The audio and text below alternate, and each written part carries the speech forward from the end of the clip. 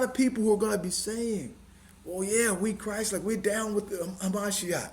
This is the way God said to do it. I talked to us last week about, remember what Lucian had to deal with. Lucian had to come through proponents of his own ethnicity, meaning that he was a Gentile. And there were some that were he learned under the real Jews, the Jews that were in Judea, in Jerusalem. Now, Origen, he learned under those brews who were compromised, who were quickly running forward to mix what? The ways of holiness in with paganism. And Rome was the capital center of paganism. Everyone did it. So now try telling that to a people in this day and age who we're supposed to be a spiritual people, but yet they have no spirituality. We're supposed to be a people who pray, but we don't pray. We're supposed to be a people who praise the Most High, but we don't praise the Most High. We don't want to praise the Most High. Now, mind you, the few who were able to see it, now do you see the burden that Habakkuk was under? And now you see that when I look at, even the numbers are staggering. When I look at how long we've been ministering, and not making this about me, but with a pure heart, a heart to cry out.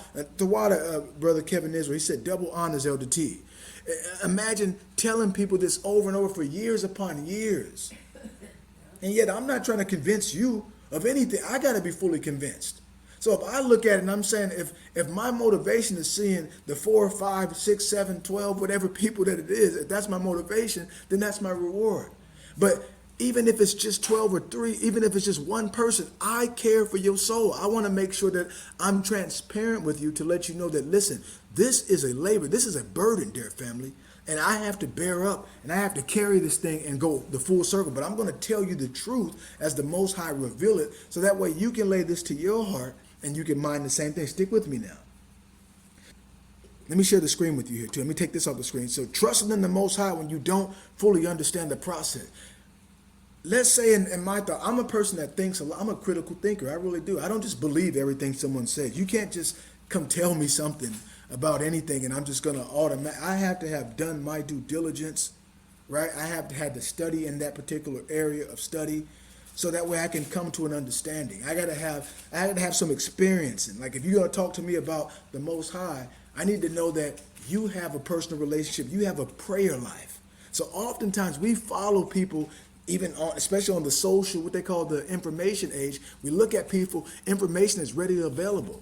You're not there sitting with these people. You're not amongst these particular people. You have no idea what they're doing on the out, and you never even know if they have an ulterior motive or a hidden agenda. One way that I vet people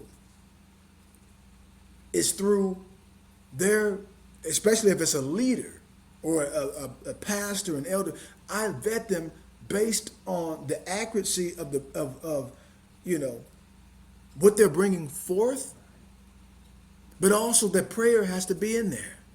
I have to see someone that really is concerned that will and it's not just saying this, you know, saying a prayer. It's like, wait a minute, they're supplicating. I have to look at their spirit. I have to feel that. The Holy Spirit, the same Spirit that raised Yeshua up, will confirm to me and tell me as you have to learn a person. So as I begin to learn, then I begin to see, because things have patterns. People have patterns. We have, like, you might see the way that I preach, the things that I talk about. I'm a person that I often lead in through prayer. I like to praise the Most High, right? So these are the things, because often too many times we want that instant spontaneous, and we haven't paid the time to give recognition and praise to the Most High. So one way that I vet people is, speaking of, I vet them by not just what they say, but what they do. So if you're just saying something, right, and you're not doing it, and if I'm not there to see what you do, and I don't know, but I also vet people by what? Their testimony. So if you're a believer, we should have certain things in common. Yes, I vet people by what? Their confessions.